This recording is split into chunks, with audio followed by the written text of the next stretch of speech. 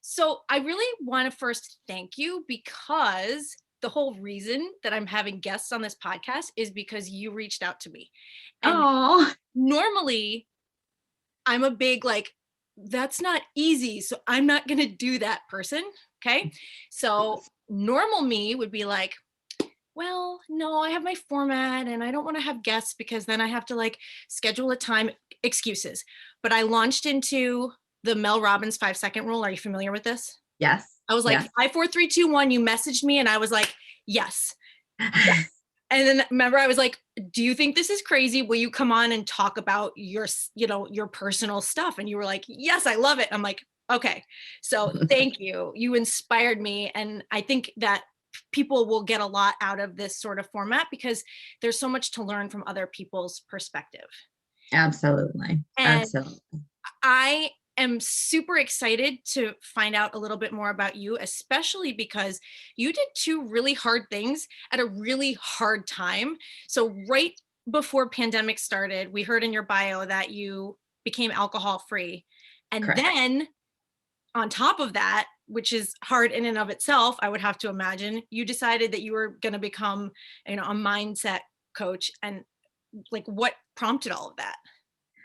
So honestly, I had been hearing whispers for like years that um I needed more in my life. So, I have I'm very blessed. Like I have great kids and I have the life, right? That the ideal. We have a nice house in a nice town, 4 kids, like just got a dog.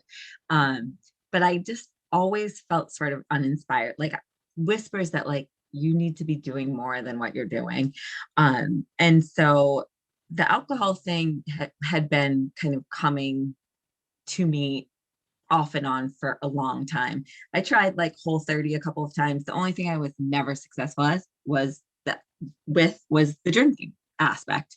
So it came to a point where I was relying way too heavily on alcohol. And it just seemed like everything we did revolved around drinking. So, we would work during the week.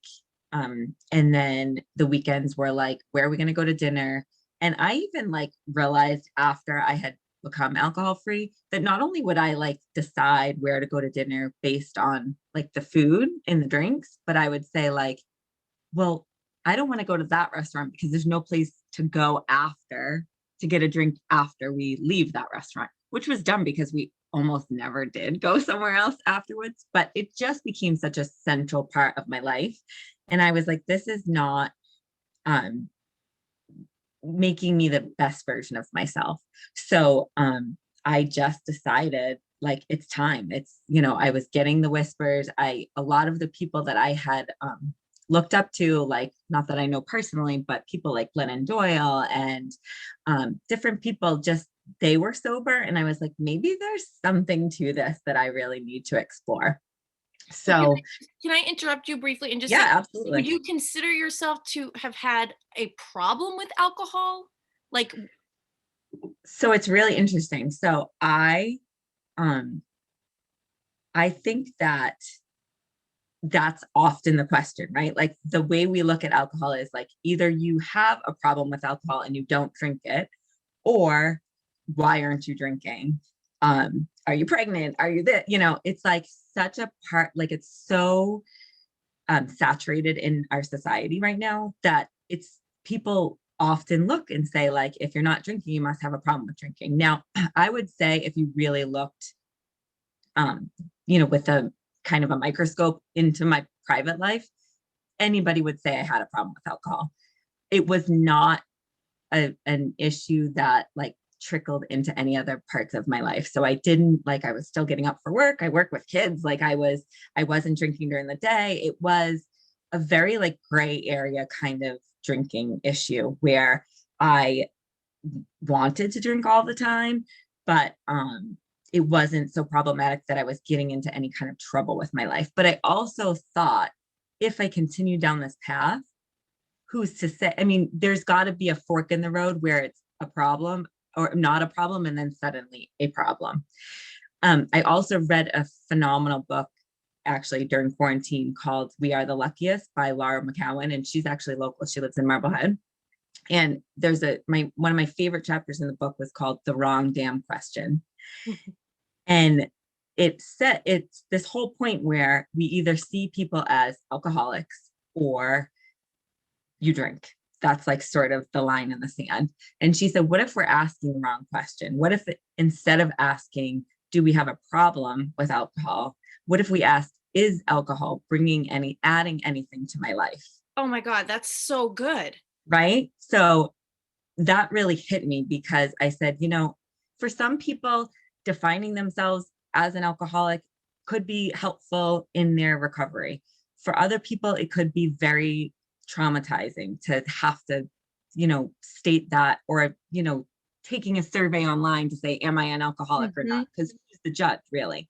But she posed it a different way to say, like, what is this bringing into my life? Is this bettering me? Am I my best self?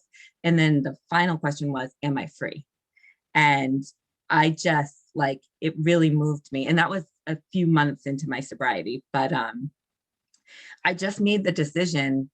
My son actually was all very kind of like universally guided. So my son is a New Year's baby.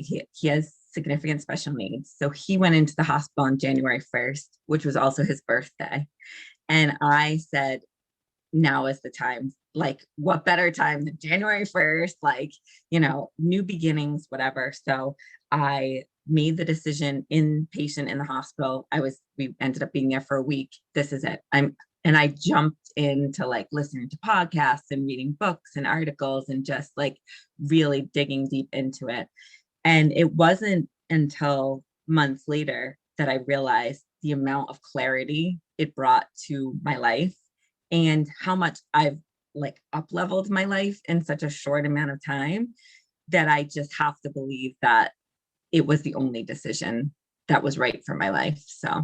And do you feel as though this has been like the big step forward for you, or were there little tricklings before leading to you kind of opening your heart and mind to self-improvement or whatever you call the process? I know we all have different like names Yep. for it, and it doesn't really matter what you call it. It's just a matter of doing it. But like, were there other things leading up to that, or was that like the, okay, here I go moment?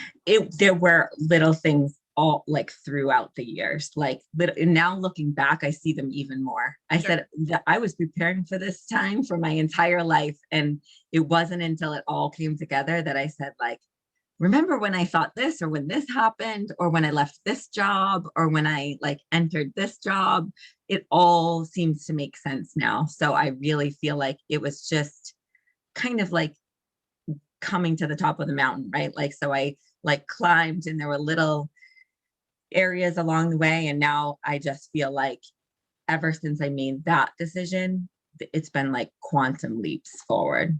It gives me chills because I know what it's like to be able to look back and not feel bitter or mad or angry, and just see the divine guidance that was leading you to where you are and where you're going. And it's just so beautiful. What allows you to do that, do you think? I I honestly feel like I've always been a very like feeling person. Like I recently started working with, well, the thing that started the whole coaching aspect of life is when I was in the hospital and I gave up alcohol, I had sort of been following a friend of a friend who I just really admired. She had a child with special needs. We seemed to have a lot in common. And like, strangely enough, while I was sitting in the hospital, I'm like, I'm going to message her and like, just say like, can we go on a walk sometime or meet for coffee? Because I just felt like something was telling me you're supposed to be friends with this woman or work with this woman or do something with her. So I messaged her and I said, you're probably going to think I'm crazy. And she's like, nope, this is totally my type of crazy. So I welcome it. And so then she ended up getting into coaching. Fast forward a few months, she announced that she was becoming an intuitive coach. And I literally was like, I'm supposed to work with her. Like, this is why I had already contacted her. And it was like, it was one of those decisions where like there was an investment, right? So I went to my husband and I said, what do you think about this? Really bracing myself for him to be like, well, we'll see, let's talk about it, whatever. And he was like, do it. And I was like, really? And he's like, yeah, you just have to do it. And I was the type of person my whole life that like, I had my money mindset issues where I'd like buy a shirt at the mall when I was a teenager and like keep the tags on for 2 weeks because I was like, should I have bought that shirt? I probably shouldn't have. And so I'd second guess like every decision I ever made. And this was the one decision where I was like, nope, I'm fully trusting that this is where I'm meant to be and what I'm meant to be doing. And that was another quantum shift in my life that once I started working with her, it was like things just started to clear up for me. And what she is an intuitive coach. So I actually use a lot of her coaching practices in my own practice. And it's just like remembering to trust ourselves, especially as women. So like our whole lives, we've been conditioned to mistrust ourselves. And we all have this power of intuition and we turn it off because we mistrust ourselves. So, she's really helped me to learn a lot about being introspective and being able to find the answers within instead of looking for them everywhere else. Because we look for them, we look to our friends, we look to our family, we look to society, and really we don't need to look anywhere except inside ourselves because that's where the answers really are. I have a history of mistrusting myself, like just shoving down the intuition. I mean, I had a series of abusive relationships because I wasn't, one, because I didn't respect myself at the time, but two, because I was not listening to the true self that was like, hey you, the whispers you were talking about, hey you, this isn't right, like you need to go. And I think a lot of people, just like you said, they struggle with that. And so what kind of client is coming to you or will come to you, and who are you working with? So I feel like sort of myself a little while ago, Yeah. right? So, and that my coach always puts it in the best way to say, like, when we're in coaching, it's almost like we're just like a few steps ahead with the flashlight, in the along the trail, saying like, watch out for this rock and watch out for this pothole. Like, we're just guiding the way a little bit ahead. So, I feel like everybody has purpose and life really can be magical and amazing and fulfilling. And I think we get sucked into this idea that like life is kind of shitty. And then, everyone's kind of miserable and no one really likes their job, but we have to do it anyway. And we work for the weekends and then we're exhausted, but it's not true. So, I really am inspired to just show, especially women, that they can trust themselves, that they deserve pleasure and joy, and really just that at the end of your life, do you want to look back and say, like, what if I had made these choices, or what if I had lived a little bit more? Or do you want to come to the end of your life and say, you could say anything. You could say, like that didn't work out, but at least you don't have the regret that you didn't try. So I think for me, I was playing very small in my life. And I always knew like there are things that you're interested in and that are bigger, that are, um, you know, risky, or that are, feel vulnerable. But if you don't do those things, you're going to get to a point in your life where you regret that you didn't do things differently. So I just decided that I want to help other people realize the same. So I have two kind of follow-up questions here. So I'm going to try to remember them and ask them in chunks so that we don't get too distracted. So I guess the first thing is like, I've been in therapy on and off for many years, mostly on for like the last chunk of time since I've been a mom. Do you know like how it's different? I go to talk therapy. So like how would what your services be a little bit different? Because what you're talking about sounds so like I would love that kind of guidance, because when I go to therapy, mostly I'm just like, okay, here's my issues and I've been reading this, and here's how I've been helping myself. And it's really just a place for me to like dump safely. Not that I don't love and value my therapy. I do, but Absolutely. she's not shining the flashlight so much. So I Right. like what you're saying. What's a little bit different about what you're offering? So I feel like I would love to just have a therapist and a coach and like a whole bunch of tools in my toolbox, because I think it's all like necessary and everybody should do it. But I feel like when I was going to therapy, you know, I was always looking for like, tell me what to do next. Like, help me decide like where I should go or what direction I should go in. And that's really not a therapist's place. You go and you say all the things you have to say and they listen and, hold space. We do the same thing as coaches. Like I definitely hold space for my clients. They come to me, they lead the conversation. I try to find their stuck points or, what sometimes there's like trauma that we have to that we come up against. But also there's that next piece where I can provide guidance on, ideas for what to do next. So I have a client who owns a business. So I help her make, really she makes the decisions, but I help her kind of find that intuitive voice inside to figure out what her next steps are. So I think it's a little bit more like offering leadership for inspired action. So really kind of guiding you to tune in to what your body is telling you and your, thoughts are telling you, and you're, getting over those stuck points to move forward. And then to circle back to the second piece that I wanted to ask you about, you said that you felt like you were playing small.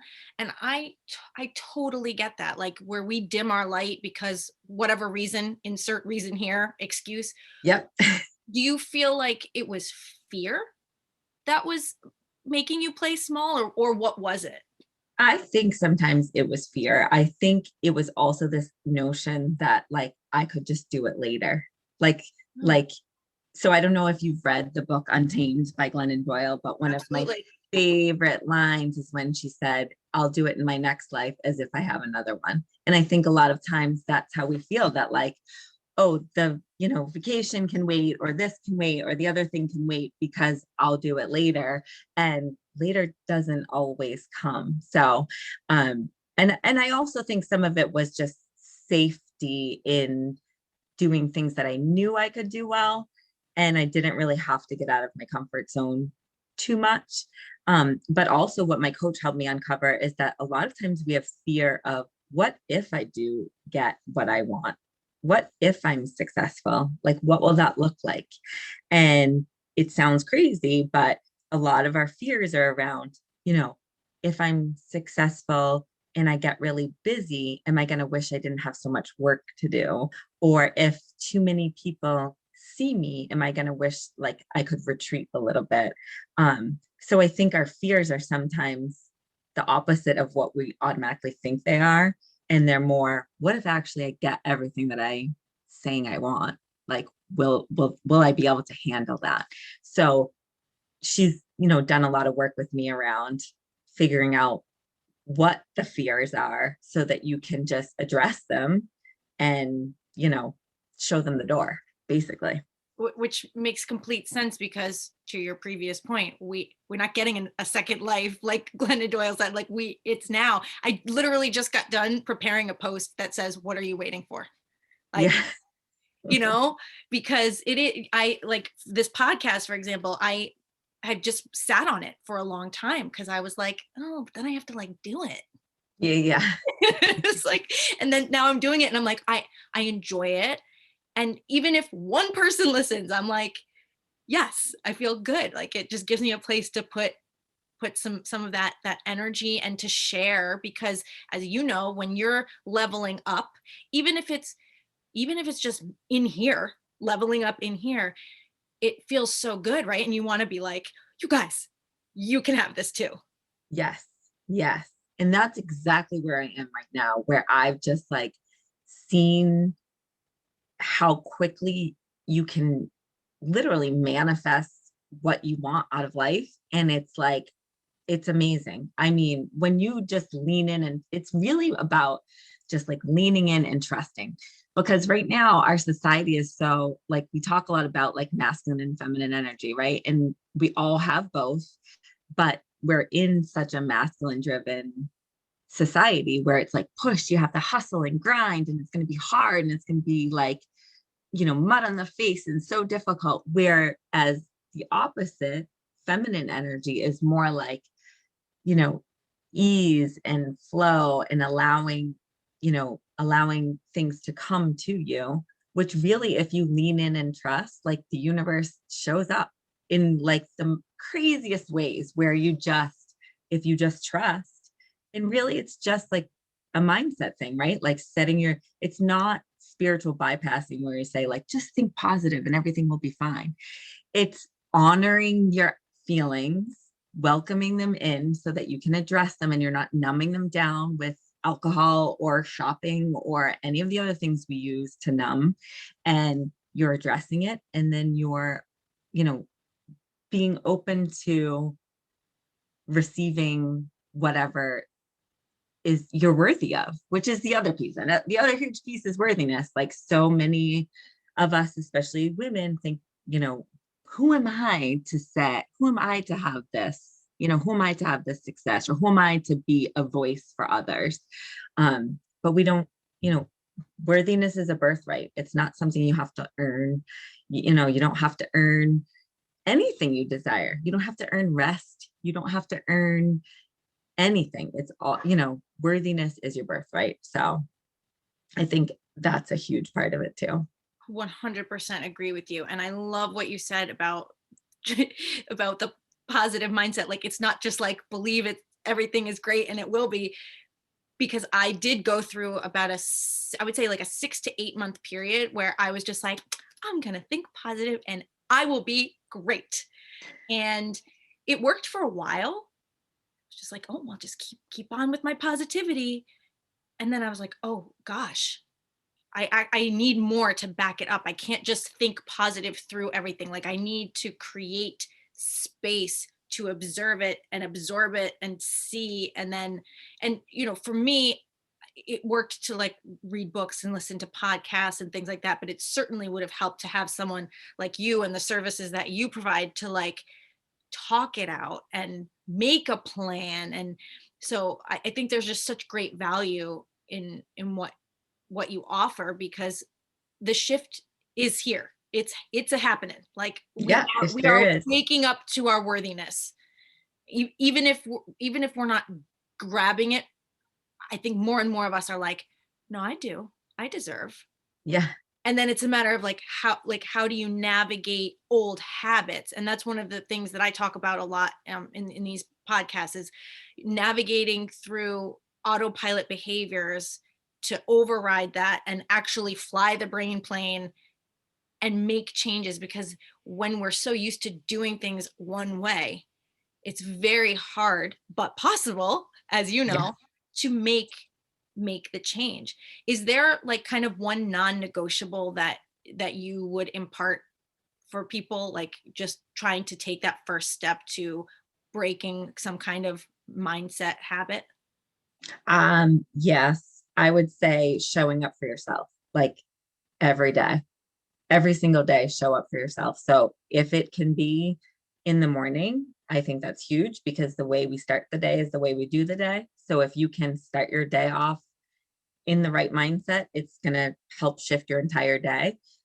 Something I've learned recently was that we have 70,000, I think, thoughts every single day, and 95% of them are repetitive.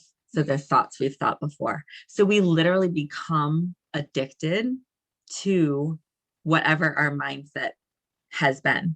So we're addicted to stress. We're addicted to complaining. We're addicted to it all. And it feels good because our body is used to it. So getting ourselves just to make that tiny little shift every day. It's like the 2% rule. I don't know if you've heard of that, where like, if you get on a plane and you're headed to California and the pilot shifts his navigation 2%, you're gonna end up on a different continent, like a totally different space than you had been in. So just making those tiny little shifts and being compassionate with yourself, like, and realizing you're gonna make mistakes. It's not gonna be rainbows and unicorns all the time, but just giving yourself the grace that when you have the tough stuff, you can get through it. And making these little shifts where you can, but also just really showing up for yourself. Like nobody needs a selfless woman.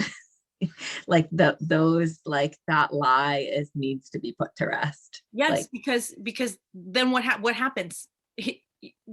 Nothing, right? You're right. like, And what do we should like, especially like as a mom of a daughter, one of my friends the other day had said that she felt like she made a lot of progress because she told her daughter, when normally she would never say no to her daughter when it came to like driving her places. She was a teenager, and she had like a whole day off from work that she wanted to spend for her. So she told her daughter no. And she was like, I can't believe I did it. And it actually, like, I felt really guilty, but I wanted to have this day for me. And we ended up like rearranging what she needed to do. So it still worked out for her, but I just felt guilty. And I said, but look at the lesson you're teaching your daughter, because you showed up for yourself. And don't you want her to carry that with her? You know, you don't want your daughter to think that she always has to be in service to others. And believe me, I'm a huge, you know, I have 4 kids, like, and they're young. So I'm always showing up for other people. But if I don't show up for me first, then I'm not showing up fully for them. So absolutely. I think that that's like huge. Yeah, because then you don't have anything to pour from if you're not filled up. Correct. Yep. And it's similar to you. I have mom friends who express guilt in doing things for themselves or separating from their children, and it's like, no, we need to recharge. It's like plugging in our cell phone when the battery gets low. Like we need that time. And it's it's the worthiness. Like, yeah, you're worthy of it, and so is the family, right? They're worthy of Absolutely. you being your best and showing up as your best. Absolutely. And Okay. they notice. Yeah. I want to circle back to the part you mentioned about like the thoughts, the repetitive thoughts, because one of my long time, I mean, I have so many that I'm working on, but like I had a very hurry up, gotta hurry, rush mentality for a long time. And it fueled, I manage anxiety. And so it would like fuel that feeling, which is very familiar, where it's like the heart is racing and I'm like, kind of rushing around and doing a lot of busy things. And like, even just talking about it, you can see I'm getting like all, yeah. No, that's not the truth. It's the same 24 for everybody every day. And so rewriting that narrative where I like, now I stop when I notice myself getting all worked up. I stop because my kids started to say to me, Mommy, you're making me feel very rushed and nervous because you're always yelling at us to hurry up. And I'm like, oh my God, I'm like imparting this piece of me that I'm trying to heal onto them. And that's not what I want. And so it makes me, you know, again, slow down and reflect on that. Is there a thought that you can think of that you have had to kind of rewire for yourself? Hmm, that's a good question. I think for me, it's taking on other people's energy. Hmm. So, like, if there's a lot of stress in the house, like, I tend to take that on personally. And I think letting people be in whatever mood they need to be in or whatever stuff they're going through, like, not taking it personally, especially with a teenager. It's like if she's in her mood or whatever, just like not taking that on to be my mood. So, but that goes for everybody in the house, just kind of balancing whatever I'm feeling, or also just taking a second, right? So when you're in that state of like, I'm just not in a good mental space, it happens to all of us, to be able to say, time out, I need to take a minute. A few months ago, I actually put up a post because my husband had said, like, you seem off. And I was like, yeah, I don't know why. I just woke up on the wrong side of the bed and I didn't meditate that morning. And I was like, I just am not feeling myself. And he's like, go take 10 minutes. So I like came up, I did a meditation, and I was like, couldn't believe the shift that little 10 minutes that really wasn't taking away from anybody. Nobody probably even noticed I was gone. Shifted the entire day. So just realizing that like you can take a pause at any point in your day and reset. And sometimes that's all we need is a little like, or, pulling in the driveway. Sometimes I'll pull in the driveway and I'll just sit in the car for like a few minutes and say, I just need to take a minute. before I go into the house so that I'm in the right mindset before I come in, and then I'm showing up better for everybody else. And I think you did kind of answer this, but I just want to make sure we make it very clear. Do you still have bad days? Oh God, yeah. Oh God, yeah. Absolutely. I think it's important to talk about that because, you know, there's no magic, life is perfect recipe, but having the tools to say, I can reset, I can give myself space from this and then come at it with a fresh mind. I think that's very important. One of my favorite quotes is pain is inevitable, but suffering is optional. So we're gonna experience the tough stuff. And, you know, pain obviously sounds like, I'm talking little pain, you know, big T, little t, right? Big trauma, little trauma. It's inevitable. We're gonna have stressors and things that come at us that are, you know, difficult to deal with. But it's all about, am I gonna live in that space? Or am I going to invite it? You know, it's like a welcome. My mentor Kathy Heller. She's brilliant, but she says she welcomes her emotions in with a welcome mat, right? Come in, sit for a while, whatever, deal with it, and then you can let it go. She played this. I taking one of her master classes, and she played "The House That Built Me" by Miranda Lambert. And in that song, she says, if I could just come in, I swear I'll leave. And it's like the same sort of thing with feelings or stress or whatever. Like, be compassionate to yourself, realize that you're going to go through pain points throughout each day. And if you can learn to just, you know, let it ride, or even do some positive reappraisal where you say, like, what is this moment coming to teach me?